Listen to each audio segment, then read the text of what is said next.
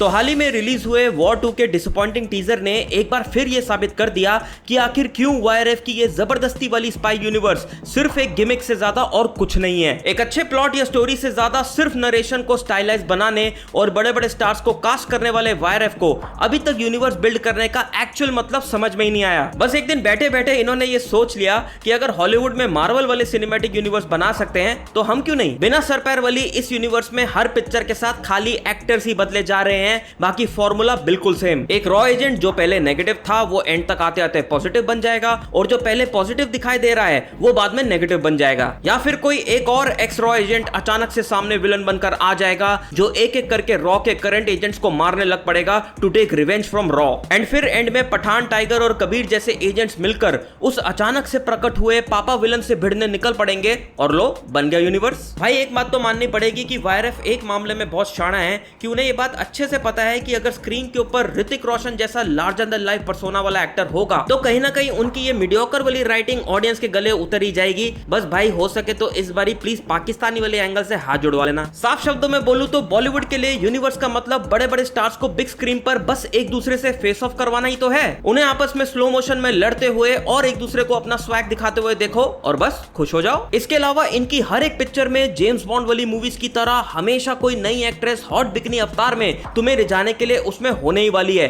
तो ऐसे में स्टोरी लाइन जैसी गंदी चीजों की मांग हम कैसे कर सकते हैं। कितना जबरदस्ती वाला है इनका ये यूनिवर्स, उसका अंदाजा तुम इसी बात से लगा लो कि पठान के बनने से पहले तक इनका इस तरह के यूनिवर्स को क्रिएट करने का दूर दूर तक कोई इरादा ही नहीं था। इसीलिए एक था टाइगर, टाइगर जिंदा है एंड इवन वॉर 1 जैसी मूवीज इतनी इफेक्टिव साबित हुई क्योंकि वो एक स्टैंड अलोन मूवीज की तरह प्ले हो रही थी। बट जब से वाईआरएफ के ऊपर ये सो कॉल्ड स्पाई यूनिवर्स बनाने का जुनून सवार हुआ है तब से just look at the overall quality of these movies and ये किस हद तक सिर्फ सेम टेम्पलेट के ऊपर ही बेस्ड होकर रह गई हैं। पठान, टाइगर 3 और अब वॉर 2 सबके VFX, plot and overall treatment कितने ज्यादा सिमिलर फील होते हैं एंड अगर कुछ बदलता है तो वो है सिर्फ और सिर्फ एक्टर्स। आई अग्री कि लोगों को अपने फेवरेट स्टार्स का बिग स्क्रीन पर एक दूसरे के साथ फेस ऑफ वगैरह देखने में काफी मजा आता है, बट वो मजा भी आखिर कब तक आपकी लुटिया डूबने से बचा पाएगा अगर आपके पास एक अच्छा प्लॉट, एक अच्छी स्टोरी ही नहीं है। और इसका सबसे बड़ा एग्जांपल है रोहित शेट्टी, जिन्होंने खुद रिसेंटली सिंघम अगेन जैसी मूवी में इसी तरह के बड़े बड़े स्टार्स को लेकर एवेंजर्स वाले गिमिक के जरिए ऑडियंस को बेवकूफ बनाने की कोशिश करी थी। बट एक अच्छी story line and proper character development की कमी के चलते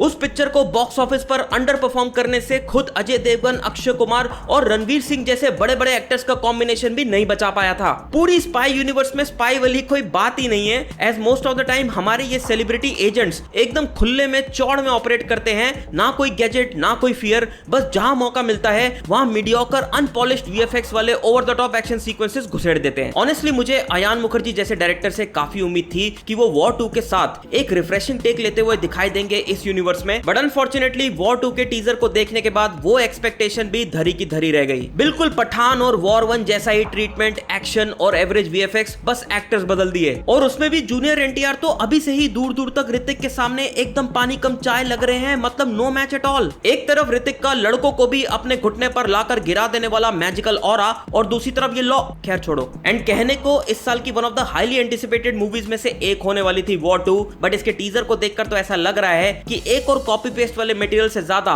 और कुछ इसमें देखने को नहीं मिलने वाला। ऑल्दो अयान मुखर्जी ने रिसेंटली अपने पोस्ट में ऐसा दावा किया है कि हमें वॉर 2 में एक बहुत ही रिच और डेप्थ वाली स्टोरी लाइन देखने को मिलेगी, बट फिलहाल मैं पर्सनली ऋतिक को छोड़कर और किसी भी रीजन के बारे में नहीं सोच पा रहा इस मूवी को देखने के लिए। तो बस आज के वीडियो में इतना ही। मुझे नीचे कमेंट सेक्शन में बताओ कि आपके वाईआरएफ स्पाई यूनिवर्स के फ्यूचर को लेकर क्या विचारधाराएं हैं। बाकी मिलते मेरे नेक्स्ट वीडियो में, तब तक के लिए देखते रहिए खुशहाल के विचार।